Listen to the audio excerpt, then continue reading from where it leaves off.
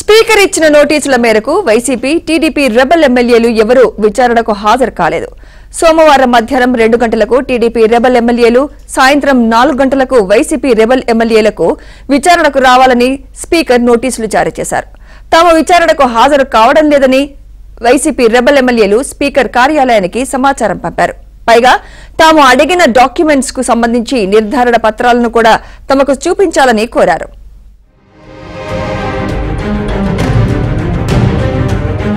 అనర్హతపై తుది విచారణకు హాజరు కాని పక్షంలో స్పీకర్ నిర్ణయం తీసుకుంటారని నోటీసులు జారీ చేసినప్పటికీ ఇరు పక్షాల ఎమ్మెల్యేలు ఎవరూ సోమవారం విచారణకు హాజరు కాలేదు. వైసీపీ రెబెల్ ఎమ్మెల్యేలపై YCP chief whip Prasadaraju, TDP rebel ఎమ్మెల్యేలపై టీడీపీ విప్ డోలా బాల వీరాంజనేయ స్వామి ఫిర్యాదు చేశారు.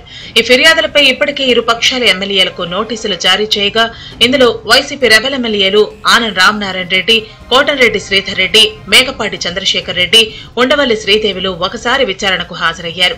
టీడీపీ రెబెల్ ఎమ్మెల్యేల్లో ఒక్క వాసుపల్లి గణేష్ మినహా మిగతా 3 ఎమ్మెల్యేలైన వల్లభనేని వంశీ, మద్దాలగిరి, కరణం బలరాంలు హాజరు కాలేదు.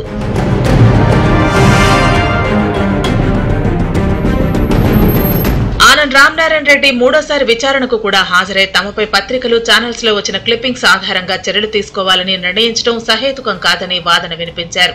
పత్రికల్లో వచ్చినట్లు చెబుతున్న వార్తలు, టీవీలో ప్రసారమైన వార్తలను తామే ప్రచురించి ప్రసారం చేశామని ఆయా సంస్థల యాజమాన్యాలు ధృవీకరించాల్సి ఉందని స్పష్టం చేశారు. అలాంటి ధృవీకరణ పత్రాలు యాజమాన్యాల నుంచి తీసుకుని తమకు చూపించాలని కూడా కోరారు.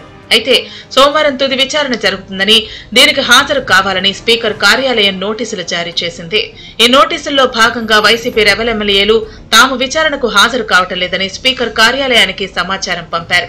మధ్యాహ్నం 2 గంటలకు హాజరు కావాల్సిన టీడీపీ రెబెల్ ఎమ్మెల్యేలు కూడా హాజరు కాకపోవడంతో వీరిపై ఫిర్యాదు చేసిన విప్ డోల బాల వీరాంజనేయ స్వామి స్పీకర్ కార్యాలయానికి వెళ్లారు. విచారణకు పిలిచినా హాజరు కాకపోవడంతో వారిపై చర్యలు తీసుకోవాలని స్పీకర్ ను కోరినట్లు బాల వీరాంజనేయ స్వామి తెలిపారు.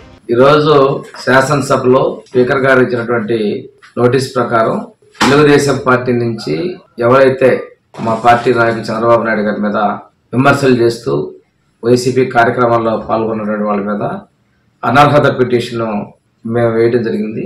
దానికి సంబంధించి ఈ రోజున స్పీకర్ గారి కార్యాలయంలో అటెండ్ అవడం జరిగింది.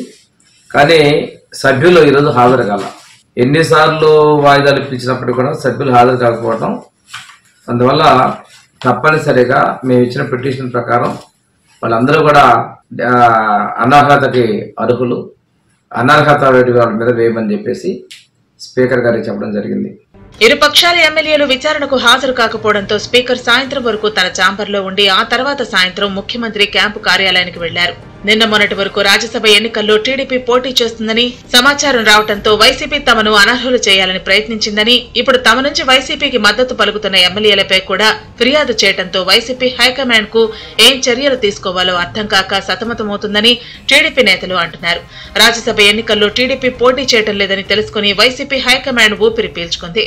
రేపో మాపో నామినేషన్లు వేసిన 3 వైసీపీ అభ్యర్థుల ఎన్నిక ఏకగ్రీవం కానుంది.